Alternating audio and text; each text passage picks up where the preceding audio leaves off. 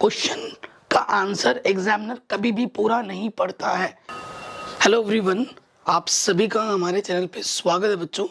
Board exam हमारे sir पे आ चुके हैं।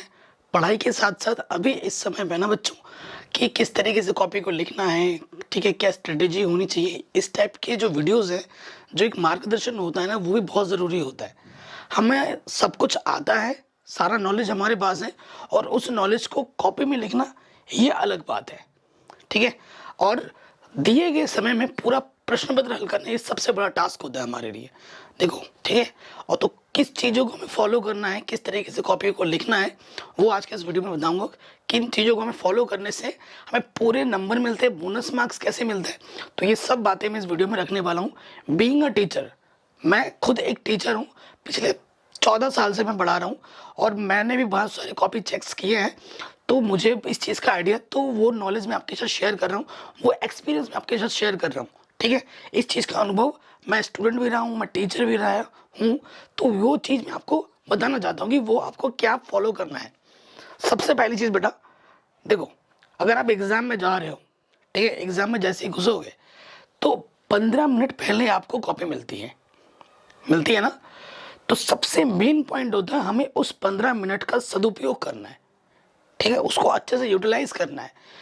तो क्या वो कैसे आप कर सकते हो, देखो बेटा, वो चीज़ हम कैसे कर सकते हैं। सबसे बड़ी चीज़ है 15 मिनट का सही से उपयोग। अब मैं आपको बताता हूँ मैं क्या करता था। मैं जब स्टूडेंट था ना, जब मैं पढ़ाई कर रहा था, जब अपने स्टूडेंट लाइफ में, मैं इस 15 मिनट का कैसे उपयोग करता था वो मैं पहले आपको बताता हूँ। सबसे पहले मैं जैसे ही मुझे कॉपी मिलती थी ना, जैसे ही मुझे कॉपी मिलेगी 15 मिनट में, मैं क्या करता था, एंट्री मैंने सबसे पहले फिल कर ली, ठीक। एंट्री जो भी आपकी एंट्री होती है, रोल नंबर वगैरह, वो अच्छे से मैंने फिल कर लिया। उसके बाद मैं क्या करता था, कॉपी में मुझे हमें लाइनिंग भी करनी होती है ना, एक तरफ से लाइनिंग, फटाफट स्केच पेन से लाइनिंग खींच ली। तो ये काम मुझे करने में लगता था 3 मिनट। 3 मिनट में आराम से हो जाता है, ठीक है, ज़्यादा से ज़्यादा 3 मिनट में एकदम आराम से हो जाएगा ये काम। हो गया। अभी भी आपके पास 12 मिनट बचे हैं। इस 12 मिनट में मैं क्या करता था और आपको क्या करना चाहिए। सबसे पहले देखो सब्जेक्ट कौन सा है, किस सब्जेक्ट का आप एग्जाम दे रहे हो। अगर गणित है, वैसे मैं गणित का पेपर दे रहा हूँ ना, तो गणित के पेपर में मैं 15 मिनट पहले कॉपी मिलेगा, जो कॉपी आपको पहले ही मिल जाती है ना, तभी तो एंट्री फिल कर रहे हो, तभी लाइनिंग कर रहे हो। उस टाइम भी मैं क्या करता था, गणित की कॉपी, देखो एग्जाम रूम में जो टीचर होगा ना, वो मना करेगा आपको लिखने के लिए, वो नहीं बोलेगा कि लिखो भाई, वो हमेशा मना करेगा, लेकिन छुप के लिखना है, पीछे नहीं लिखना है। एक एग्जाम के बीचों बीच से कॉपी का पन्ना लिया, उसमें ना क्या करता था मैं, जाके कोई फॉर्मूला जो मैं भूल सकता हूँ, ठीक है, या कोई अदर सब्जेक्ट है, कोई चीज़, कोई दिनांक, कोई क्वेश्चन, कोई टॉपिक, जैसे कोई मुझे, आपको पता है कि ये क्वेश्चन हर साल आता है, और आपको जैसे सामाजिक विज्ञान है, टॉपिक बना बना के लिखना होता है, तो वो टॉपिक्स में लिख रहा था कि एग्जाम में क्या पता मैं प्रेशर में आके वो टॉपिक मेरे दिमाग में ना आए। एग्जाम का प्रेशर बहुत होता है। देखो एग्जाम से बाहर जब निकलोगे ना, ऐसे कई क्वेश्चन होंगे जो तुम्हें एग्जाम रूम में नहीं आ रहा था, लेकिन बाहर निकलते ही आएगा, क्योंकि वहाँ आपके जो दिमाग पे हावी हो जाता है प्रेशर, और प्रेशर में इंसान सोचने समझने की क्षमता खत्म हो जाती है। इसलिए बेटा अभी से ना एक टेस्ट देते रहा करो, रेगुलर टेस्ट दिया करो। जितना आप एग्जाम से पहले खुद को टेस्ट दोगे ना, मॉडल पेपर सॉल्व करोगे, टेस्ट दोगे, स्कूल में हो जाए प्री बोर्ड सारे एग्जाम देना बढ़िया से, तो उससे बहुत फायदा होगा, ठीक है। तो जितना फॉर्मूला है, कोई क्वेश्चन का कोई चीज़ है, कोई स्टेटमेंट है, वो उस कॉपी एक पन्ने में मैं लिख के, जैसे एग्जाम शुरू हुआ वहाँ रफ लिख के काट देता था, ठीक है। अगर कहीं ज़रूरत पड़ी, मैं भूल रहा तो उसका उपयोग कर लेता था। ये कोई नकल नहीं है, तो इसका यूज़ कर सकते हो ये 15 मिनट में, ठीक। देखो अगर अच्छे नंबर लाने हैं तो प्रेजेंटेशन बहुत बड़ा रोल प्ले करता है। प्रेजेंटेशन है ना, आप कॉपी किस तरीके से लिख रहे हो, ठीक है, किस तरीके से लिख रहे हो, वो बहुत बड़ा रोल प्ले करता है। प्रेजेंटेशन में क्या होता है, हैंड राइटिंग। अब हैंड राइटिंग सबकी तो अच्छी नहीं होती ना। हैंड राइटिंग आपने देखो, एक क्लास है तो 100 बच्चों में 4-5 बच्चों की हैंड राइटिंग अच्छी होगी, बाकी की सबकी ऐसी एवरेज या फिर एवरेज से भी बेकार होती है। तो इसका मतलब ये नहीं कि अगर आपका हैंड राइटिंग अच्छा है तो आपके बहुत अच्छे नंबर आएंगे, या फिर आपकी हैंड राइटिंग खराब है तो आपके अच्छे नंबर नहीं आएंगे। ये कोई पैमाना नहीं है। अच्छी है तो बहुत अच्छी बात है, आपका प्लस पॉइंट है। अच्छी नहीं है तो आप कैसे लिख सकते हैं, तो आप साफ सुथरी हैंड राइटिंग बनाओ, ठीक है। अच्छे पेन का यूज़ करो, जैसे कि पेन कैसे लेना है, 3 पेन यूज़ करने हैं हमेशा। मैं आपको रिकमेंड करूँगा, एक ब्लू पेन जेल पेन मत लेके चले जाना एग्जाम में, पायलट पेन मत लेके मत चले जाना। क्यों? क्योंकि जब आप लिखोगे ना तो वो पीछे छाप छोड़ेगा, है ना। उस पन्ने में लिख रहे हो, इस पन्ने में छाप छोड़ेगा, तो उस पन्ने में लिखोगे तो दोनों मर्ज होके ना बेकार सी हो जाएगी। तो जेल पेन और पायलट का इस्तेमाल मत करना, ठीक है। ये मैं पर्सनल बोलूँगा। ब्लू जो डॉट पेन होते हैं ना उसका इस्तेमाल करना, जो थोड़ा डार्क लिखे, उस जिस लिखने में जो जिसका फ्लो अच्छा हो। और एग्जाम में नए पेन लेके मत चले जाना। जो भी पेन आप एग्जाम में ले जा रहे हो ना, उस पेन से कई दिनों तक आप पहले कॉपी में लिख लेना थोड़ा थोड़ा करके, ठीक है। और एक ही ब्रांड का यूज़ करना, ये नहीं कि अलग अलग ब्रांड की आपने पेन्स खरीद लिए, नहीं। और हर पेन का यूज इस्तेमाल करना थोड़ा थोड़ा, ताकि उसका फ्लो अच्छा बन जाए, एग्जाम में अटके ना। नए पेन से लिखोगे अटकेगा, फ्लो खराब होगा, रिदम टूट जाएगी लिखते वक्त, ठीक है। तो साफ सुथरी हैंड राइटिंग बनानी है। स्केच, काला स्केच पेन यूज़ करना है, काला डॉट पेन, काला ब्लू पेन, ठीक है, नोट में। तो इन तीनों चीज़ों का यूज़ करना है। कॉपी कैसे लिखी जाती है उस पर मैंने एक अलग वीडियो बना रखी है, उसको ज़रूर देखें, ठीक है। अब ये हो गया। अब क्वेश्चन भी आपको जब मिलता है ना, तो क्वेश्चन जब पेपर मिलेगा ना, कई बच्चे क्या होते हैं, पेपर मिला हल करना शुरू कर दिया तुरंत। नहीं, पेपर को एक बार पहले पढ़ो। देखो दो चीज़ें होंगी, एक चीज़ ऐसा है कि पेपर मिला, मिलते ही शुरू कर दिया हल करना एकदम पहले से शुरू से। और या फिर अब एक बच्चा ऐसा होगा जिसने पूरा पेपर पढ़ा होगा। पेपर जैसे पूरा पढ़ते ना, 5 मिनट पहले ही पेपर दिया जाता है, तो पेपर पढ़ने से क्या होता है, आपका दिमाग उस चीज़ को एनालाइज करने लगता है। आपको पता नहीं चलता है कि आपका दिमाग बैक एंड में वो चीज़ कर रहा है, ठीक है। तो वो प्रोसेस होता है। और जितना हो सके एग्जाम में खुद को काम रखना है, शांत रखना है। कोई क्वेश्चन नहीं होता है अभी, छोड़ दो, कोई दिक्कत नहीं है। आपने ईगो पे मत लो, आगे बढ़ो नेक्स्ट क्वेश्चन पर, ठीक है। तो क्या पता आप नेक्स्ट क्वेश्चन करते करते ना वो क्वेश्चन आपके दिमाग में आ जाए, तो फिर वो कर देंगे, ठीक है। ये चीज़ है, ये ध्यान रखें। कभी कभी ऐसा होता है क्वेश्चन जब आप कर रहे हो ना, या क्वेश्चन पढ़ के आपको आगे लग जाता है कि ये क्वेश्चन मुझे पूरा आता है, या मैं इसको मैं थोड़ा लिख सकता हूँ, या मुझे बिल्कुल ही नहीं आता है। तो 3 स्थिति होती है। तो इसको कैसे टैकल करना है, देखो अगर आपको पूरा आता है बहुत अच्छी बात है। आधा आता है ना, तो क्वेश्चन को क्या करना है, क्या दिया हुआ है, अगर मैथ का प्रश्न करो क्या दिया हुआ, थोड़ा हल किया, ठीक है, थोड़ा सोल्यूशन करके छोड़ दिया। लेकिन कोई लिखने वाले प्रश्न है, उनमें क्या करना है, टॉपिक बना के थोड़ा सा ना, टॉपिक बना के लिखो, थोड़ा सा गैप गैप करके लिखो, ठीक है। तो ये अच्छा तरीका है। अगर आपको बिल्कुल ही नहीं आता वो क्वेश्चन, देखो जो क्वेश्चन आपको बिल्कुल नहीं आते उन क्वेश्चन को सबसे एंड में करना है। स्टार्टिंग में आपको वही क्वेश्चंस करना है जो आपको पूरे आते हैं, अच्छे से आते हैं। आपने ये सुना जरूर होगा, हर टीचर बोलता है, देखो हर टीचर बोलेगा कि आपको वही क्वेश्चन करना चाहिए जो आपको सबसे पहले आते हैं। अच्छी बात है, लेकिन बीइंग अ टीचर, टीचर को पता लग जाता है, बोलते ना हर क्वेश्चन पहला करना चाहिए। पेपर है सपोज करो 30 क्वेश्चन, आपने सबसे पहले कर दिया 12वें नंबर का क्वेश्चन, फिर कर रहे हो 13वां नंबर, फिर कर रहे हो 5वां नंबर, फिर कर रहे हो 23वां नंबर। तो इसका मतलब क्या है, समझ रहे हो? इसका मतलब है कि वो बच्चा सिर्फ पासिंग मार्क्स के लिए पढ़ रहा है। उस बच्चा को, वो बच्चा, उसका ना तो अच्छे नंबर आ सकते हैं, ना ही वो टॉपर बन सकता है। अगर वो टॉपर की कैटेगरी में आना चाहता है ना, तो उसको पूरा पेपर हल करना होगा, पूरा पेपर। और पूरा पेपर अगर हल करना है तो पूरा पेपर आना भी चाहिए। और अगर पूरा पेपर उसको आता है तो वो सीरियल वाइज करेगा, ठीक है, पेपर का सेक्शन वाइज करेगा, एक एक करके करेगा। तो ये चीज़ भी है बेटा, ध्यान रखना। टीचर तुमसे ज़्यादा एक्सपीरियंस है उसके पास, ठीक है, तो टीचर को कभी हल्के में मत लेना। और ऐसा भी होता है ना, जब टीचर कॉपी चेक कर रहा होता है तो वो आपकी अकेले की कॉपी चेक नहीं करता, वो लाखों बच्चों की कॉपी चेक करना होता है, उस पर प्रेशर बहुत होता है। कभी कभी क्वेश्चन वो बेटा पूरा पढ़ता भी नहीं है।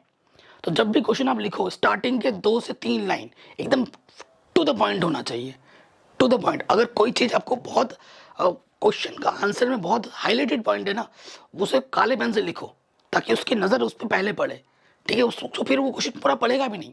तो मुझे लगता है ये पॉइंट मेन है। या तो उसको काले पेन से लिखो, काले ब्लू पेन से, या फिर काले लाइन से उसके नीचे अंडरलाइन कर देना, तो उस पर नज़र जाएगी। और भाई क्वेश्चन पढ़ेगा, वो क्वेश्चन का वो टॉपिक पढ़ेगा, उसे लग जाएगा। क्वेश्चन का आंसर एग्जामिनर कभी भी पूरा नहीं पढ़ता है, ये ध्यान रखना बेटा। तो स्टार्टिंग के 2 लाइन जो भी इंपॉर्टेंट कीवर्ड्स हैं उसको अंडरलाइन करो, और एंड के 2 लाइन एकदम फिट रखो मस्त तरीके से, आपको पूरे नंबर मिलेंगे।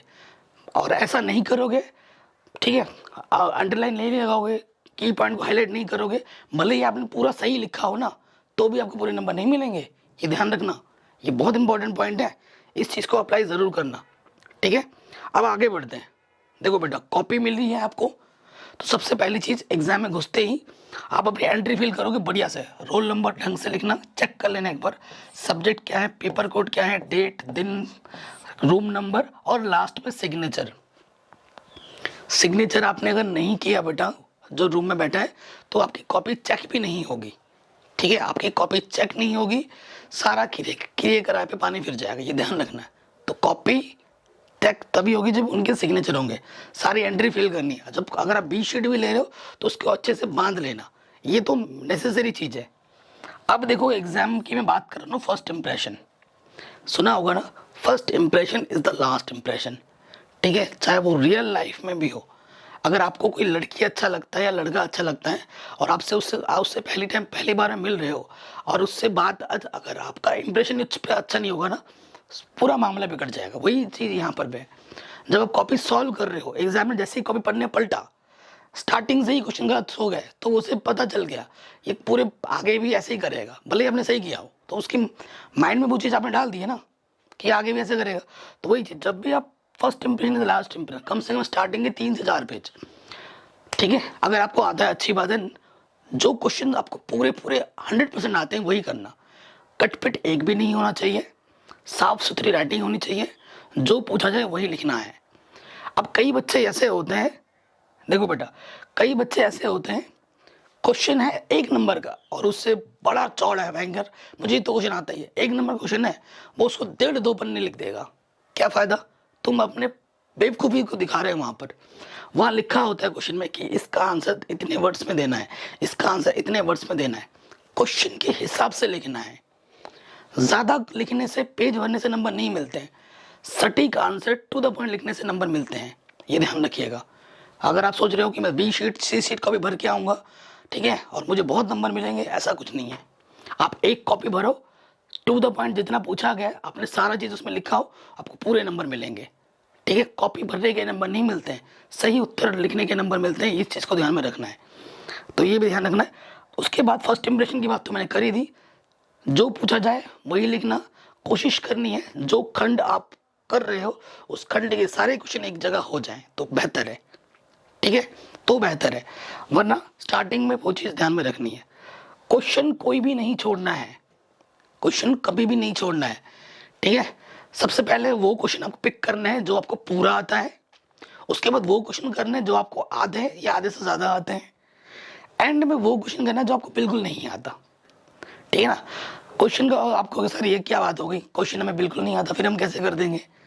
देखो, अगर मैथ का पेपर दे रहे हो ना, कुछ लिखोगे तो कुछ नंबर मिलेंगे। मैथ का पेपर दे रहे हो, क्वेश्चन में क्या दिया है, क्या हल करके लाना है, क्या सिद्ध करना है, वो लिखा, थोड़ा बहुत सोल्यूशन कर दिया, तो अगर 3-4 नंबर का है तो 1-1.5 नंबर दे देगा एग्जामिनर, छोड़ देता है नंबर, हम भी छोड़ते हैं, तो नंबर मिल जाएगा। बिल्कुल नहीं, हम जहाँ ना था 0 था वहाँ 1 नंबर मिला, तो बोनस ही हुआ ना वो।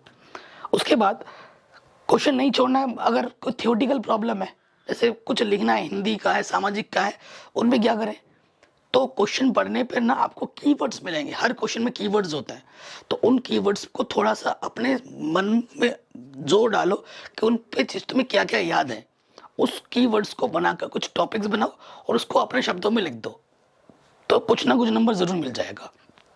ठीक है, ये चीज़ ध्यान रखनी है। और उसके बाद इमोशनल ड्रामा तो बिल्कुल नहीं करना है। कई बच्चे ऐसे होते हैं ना, पहले पेज पे जय माता दी, जय मां शारदे, है ना, कुछ भी लिख देते हैं, ये सब नहीं करना है। और उसके बाद सर मैं पूरे साल पढ़ नहीं पाया, मेरे पापा मर गए, मेरी मम्मी यहाँ काम पे जाती थी, मैं काम पे जाता था, मैं बहुत गरीब हूँ, हैं, ये सब बकवास नहीं करना है वहाँ पर। और कई कई बच्चे भाई अपना वो दिखाते हैं कि मैं बहुत रिच हूँ, 1000 का नोट डाल दिया, है ना, 2000 का डाले, 1000 तो बंद हो गया, 500 का डाल दिया, 100 का डाल दिया, ये बेवकूफ़ी करोगे, कॉपी चेक ही नहीं होगी, 0 नंबर मिल जाएगा। वो पैसा भी आपका डूब गया, वो पैसा एग्जाम में उठा के अपने जेब में रख लेगा, लेकिन आपको नंबर वही 0 ही देगा, क्या फ़ायदा। ऐसी बेवकूफ़ी मत करना। ठीक है, ये चीज़ तो बिल्कुल नहीं करनी है। स्पेशली देखा गया है, स्पेशली ये चीज़ देखी गई है यूपी बोर्ड्स में, बिहार बोर्ड्स में ये चीज़ बहुत होती है, तो इसलिए बोल रहा हूँ ये चीज़ बिल्कुल मत करना। ठीक, आगे बढ़ते हैं। पढ़ाई कैसे करनी है, अब इस टाइम पे थोड़ा और भी बता देता हूँ।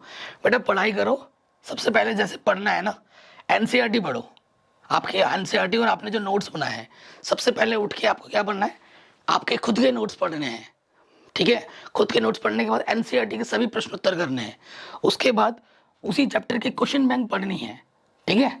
ये सब हो जाए इस तरीके से, उसके बाद उस चैप्टर के विगत वर्ष के प्रश्न पत्र करने हैं और मॉडल पेपर भी जरूर सॉल्व करना है इस टाइम पे आके। तो ये आपकी परफेक्ट तैयारी होगी इस तरीके से, ठीक। तो ये इन चीज़ों को अगर आप फॉलो कर रहे हो तो आपके अच्छे नंबर मिलेंगे। और बोर्ड एग्जाम में क्या होता है ना, अगर आप शुरू से सारे क्वेश्चंस कर रहे हो, किसी क्वेश्चन में कुछ अटक रहे हो, तो एग्जाम में देखते हैं भाई इसने स्टार्टिंग में सारे क्वेश्चन सही कर रखे हैं, किसी किसी में अगर अटक भी रहे हो ना तो उसके भी पूरे नंबर दे देते हैं। मैं भी यही करता हूँ, बाकी टीचर भी यही करते हैं, ठीक है। सो इन चीज़ों को फॉलो करो, आपको एग्जाम में अच्छे नंबर लाने से कोई नहीं रोक सकता, बस थोड़ी सी अच्छी प्रेजेंटेशन पर ध्यान देनी है। जय हिंद। डिस्क्रिप्शन जरूर चेक करें, इस वीडियो को हर जगह शेयर करें।